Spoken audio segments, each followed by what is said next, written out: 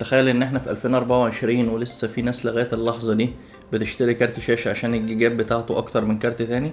يعني بياخدها كده بالكيلو، كارت 16 جيجا يبقى احسن من التمانية، كارت 8 جيجا يبقى احسن من الاربعة، وهكذا. طب تخيل ان في ناس بتقولك الكارت ده 256 بت بس وبتبيعه على اساس كده، وهو ده معيار القوة عندهم. ولو جيت سألته اصلا يعني ايه البت ده وبيعمل ايه، ولا انا بقى هحللك الحيرة دي يا معلم، وهقولك ازاي تشتري كارت وايه المعايير الاساسية اللي تخلي بالك منها. هيا بنا في رحلة شهابية جديدة.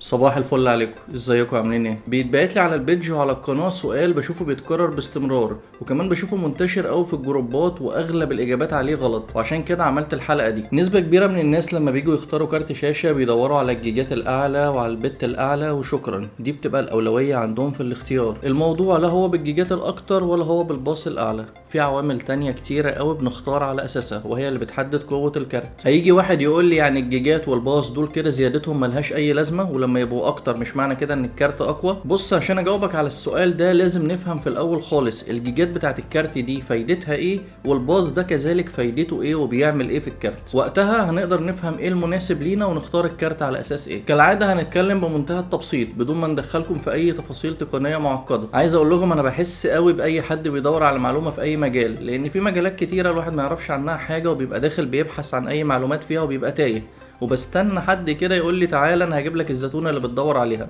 وهو ده المنطلق اللي انا بشرح بيه اي موضوع، ان انا بجيب لكم الزتونه والمفيد. وهو ده دور المتخصص في اي مجال، انه يشرحها لك ويبسطها لك عشان تفهمها، والا لو جابها لك كمصطلح او ككلام مجرد كده ما انت تخش تقراها احسن من اي موقع او من اي كتاب. دور المتخصص في اي مجال سواء مهندس او دكتور او مدرس او ايا كان التخصص، لازم يشرح لك المعلومه بشكل بسيط جدا، يوريك المفيد بمنتهى الاختصار. مش لازم يدخلك في حاجات معقده ويشغل دماغك، المهم انه يوصل لك المفيد وبس.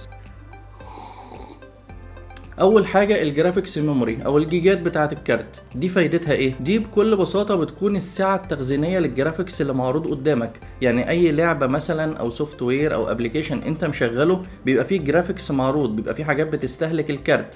الحاجات دي بتتخزن على ميموري او على ذاكره، نفس فكره الرام كده بالظبط في الكمبيوتر، بس دي الرام ميموري بتاعه الكارت نفسه. زي ما دي بتخزن حاجات بشكل مؤقت، بتخزن لك البرامج او السوفت وير اللي انت بتشتغل عليه دلوقتي، كذلك الميموري بتاعه الكارت اللي هي جرافيكس ميموري دي بتشيل لك الحاجه اللي انت مشغلها. عشان كده بنشوف بيقول لك لما تعمل لعبه على 2K او 4K هتستهلك معاك جيجات في الكارت اكتر، لان التكستشرز بتاعت اللعبه او التفاصيل بتاعتها بتكتر، فبتفرش في مساحه اكبر، فهو عايز ميموري اعلى. عشان كده مثلا ما تجيبش كارت 4 جيجا وعايز تلعب عليه 4K، الميموري مش هتكفي، وهكذا. باختصار هي دي فايده الجرافيكس ميموري. تاني حاجه الميموري باص، ودي من اسمها حرفيا يعني اتوبيس الذاكره او الناقل بتاع الميموري، ودي باختصار السرعه اللي الميموري بتنقل فيها البيانات من والى المعالج. طب ما كده سواء ميموري او باص، بناء على كلامك والشرح اللي انت بتقوله ده يا عم الحاج، كل ما يعلو كل ما يبقى احسن، ليه بتقول لنا نتجاهلهم وان هم مش كل حاجه؟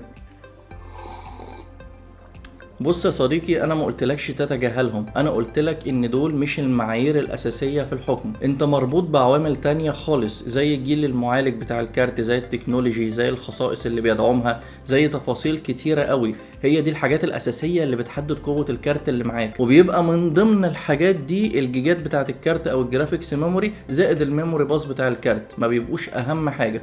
وخلينا اديك مثال بسيط قوي هيشرح اللي انا بقوله. كارت زي جي تي اكس 760 مثلا من انفيديا، الكارت ده بيجي ب 4 جيجا جرافيكس ميموري وبيجي بميموري باص 256 بت. لو حطيناه في مقارنه مثلا مع كارت جي تي اكس 1060 3 جيجا، هنلاقي ايه؟ هنلاقي ان ال 1060 بيجي اقل ب 1 جيجا، ده 3 وده 4. وهنلاقي كمان ال 1060 بيجي بميموري باص 192 بت، مع ان ال 760 ده بيجي ب 256 بت. يبقى كده الافضليه في الميموري باص وفي الجرافيكس ميموري لمين؟ لل 760. خليني بقى افاجئك، اداء الكارت الجي تي اكس 1060 ده اعلى بكتير من ال 760. لما تيجي تقارن بين الكارتين، مع ان ده اعلى في الجيجات وده اعلى في الميموري باص، لكن مش احسن منه خالص، وده يعمل كارتين من ده في القوه كمان. طب ليه؟ لان في زي ما قلت لك تكنولوجي، في معماريه، في المعالج بتاع الكارت نفسه والارقام بتاعته، الترددات، في الفيتشرز او التقنيات الحديثه اللي بيدعمها. كل ده اللي بيحدد قوه الكارت، مش الجيجات والميموري باص وخلاص على كده، لا، في عوامل تانية كتير. مثال تاني، كارت زي الار تي اكس 4060 3060 تي اي، الكارت ده 16 جيجا. لو حطيناه في مقارنه قصاد كارت ار تي اكس 3080 مثلا 10 جيجا، مين اللي هيكسب؟ وقتها هنلاقي ال 3080 اقوى بشكل ملحوظ، مع ان ده 16 جيجا وده 10 جيجا. اذا كتر الجيجات ما كسبش هنا برضو. وهكذا امثله كتيره قوي ممكن تشوفها في كروت. زي ما قلنا الميموري باص والجيجات الكتيره مش هتستفيد بيهم في اوقات كتيره قوي، وفي عوامل اهم لازم ناخد بالنا منها واحنا بنختار. هقول لك برضو مثل بسيط قوي يوضح الفكره اللي انا بشرحها في حلقه النهارده. خلينا نتخيل ان الجرافيكس ميموري او الجيجات بتاعه الكارت دي شنط معانا، وان الباص ميموري دي سرعه الشخص اللي هو بيشيل الشنط دي، وان جرافيكس الجيمز دي ازايز عايزين نحطها جوه الشنط اللي معانا دي. عندنا 5 شنط عايزين نحط فيهم 3 ازايز بس، وكمان الشخص اللي معانا سريع جدا وهيقدر يوصلهم بسرعه. طيب ايه المشكله؟ المشكله ان الازايز وزنها تقيل جدا، انت لو حطيتها جوه الشنطه مش هتعرف اصلا تشيلها او تحركها من مكانها. يعني الشنط الكتير اللي معانا اللي فاض منها اصلا وسرعه الشخص اللي قادر يوديها لمكان تاني مش مهمين خالص في الموضوع ده، لان انا اساسا المحرك الاساسي للموضوع كله مش قادر اشيل الشنط التقيله. وانا هنا تعود على قوه الكارت نفسه اللي هي العوامل الكتيره اللي احنا وضحناها دي. يبقى هنا لما بنيجي نختار كارت بنبص لايه؟ بنبص للجيجات وبنبص للميموري بس، لكن مش اول حاجه ولا يبقى عامل اساسي في الاختيار. زي ما قلنا بنبص على التكنولوجي، على ارقام المعالج، على الفيتشرز، على جيل المعالج نفسه، على جيل الكارت نفسه من انهي جيل، لان كل ما يكون احدث كل ما بيبقى افضل. فدي العوامل الاساسيه اللي بنختار على اساسها. ولما نتاكد ان الشخص اللي هيشيل نفسه قادر يشيل، بعدين نبص بقى يبقى معاه كام شنطه وهيوصل بسرعه ولا لا، بيجي بعد كده. لكن اهم حاجه نشوف اصلا قوه الكارت نفسه ايه. لو محتارين في اي معلومه تقنيه وحابين نشرحها بالشكل ده مع بعض ونقعد ندردش كده، اكتبوا لنا تحت في التعليقات. شكرا لاي حد تابع الفيديو للاخر، وربنا يكرمكم ويديكم كل الخير. ما تنسوش تدعوا لاهلنا في مصر وبره مصر، ربنا يفرجها علينا ويقوينا جميعا يا رب. مع السلامه.